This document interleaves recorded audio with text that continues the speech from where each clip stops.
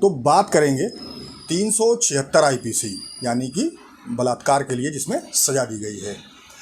अब जैसे कि पहले 498 ए के जो केसेस थे कम आते थे, वर्तमान समय में जो वर्तमान की परिस्थितियां हम लोग देख रहे हैं, 498 ए यानी कि दहेज उत्पीड़न के जो मुकदमे हैं उसकी बाढ़ सी आ गई है।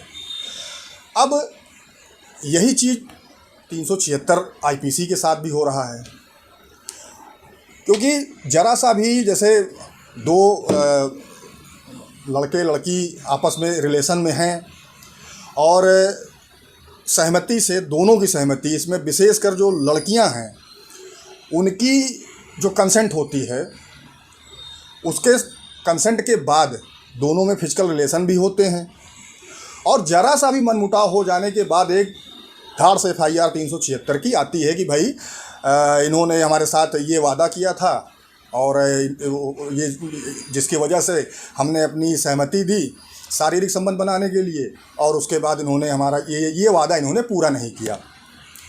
अब इसी में ऑनरेबल उत्तराखंड हाई कोर्ट का एक जजमेंट, बहुत ही महत्वपूर्ण जजमेंट आया और इस जजमेंट में उत्तराखंड हाई कोर्ट ने काफ़ी कुछ कहा है 376 आईपीसी को लेकर कि जो फीमेल्स हैं वो इसको एक हथियार के रूप में इस्तेमाल कर रही हैं, इसका मिसयूज हो रहा है।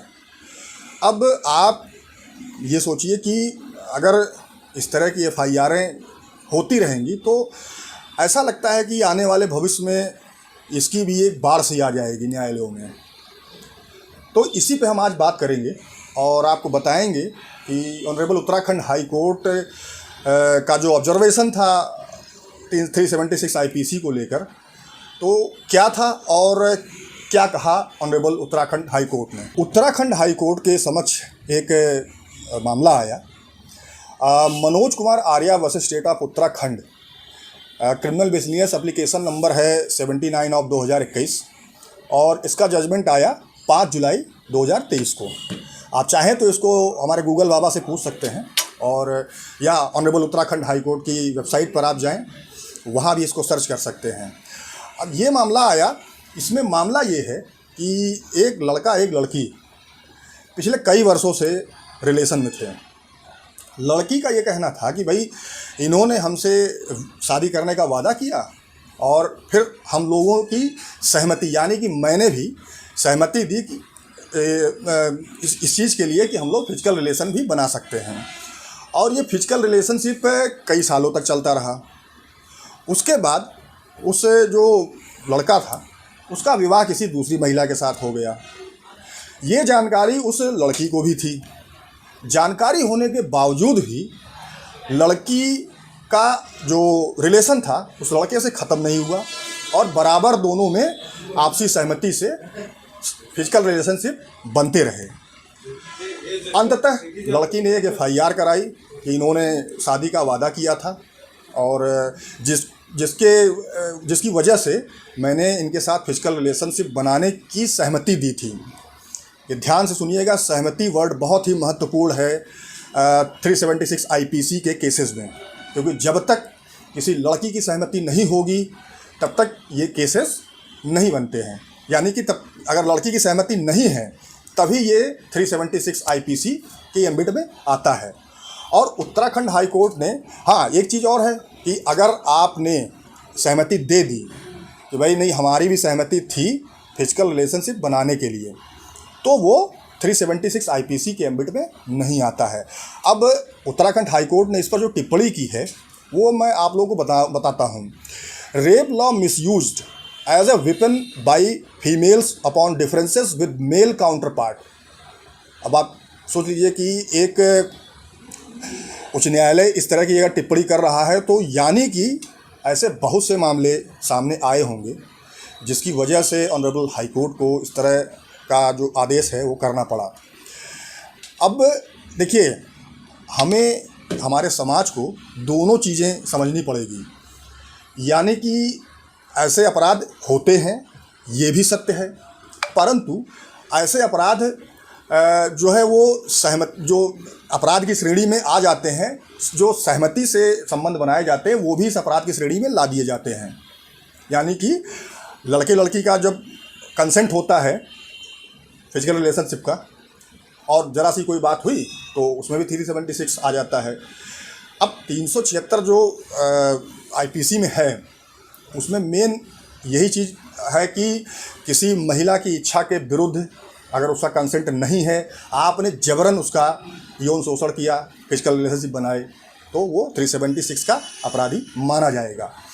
लेकिन जहाँ पर लड़की की सहमति है और उसके बाद इस तरह से मतलब फिजिकल रिलेशनशिप बनाए जा रहे हैं, तो इन सब चीज़ों को हमें सोचने की ज़रूरत है।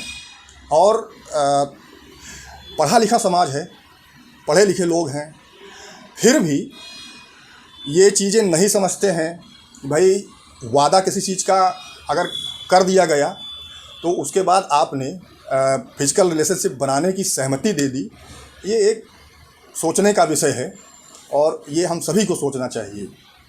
अब विशेष करके जो लड़कियां हैं, अब मैं एक चीज़ और यहाँ क्लियर कर दूं कि भाई मैं किसी के विरोध में नहीं बोल रहा हूँ, चूँकि जो स्थितियाँ हमारे समाज की बनी हैं और एक माइंडसेट हो गया है कि लड़के ही गलत होते हैं, तो मैं इस चीज़ पर आप लोग को बताना चाहता हूँ।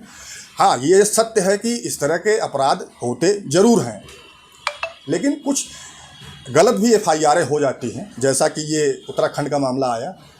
तो अब इसको मान लीजिए कि ज़रा सी बात में असहमति बनी और 376 आईपीसी का मुकदमा दर्ज करा दिया गया। तो भाई सहमति तो दोनों लोगों की थी ना, कोई सिर्फ लड़के की तो गलती थी नहीं।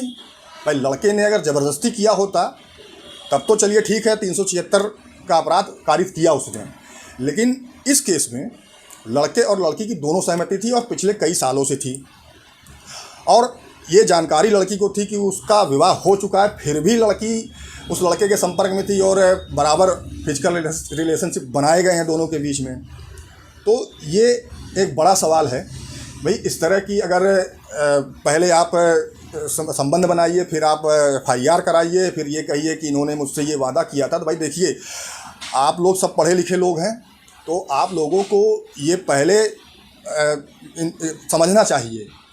भाई आप किसी ने कोई वादा किया तो आप उसके वादे में, उसकी बातों में अगर बहकावे में आकर और अपनी सहमति दे रहे हैं, तो ये कहीं ना कहीं गलती आपकी है, और इस पर विशेष रूप से आप लोगों को ध्यान देना पड़ेगा, ताकि इस तरह की टिप्पणियां उच्च अदालतों को ना करनी पड़े।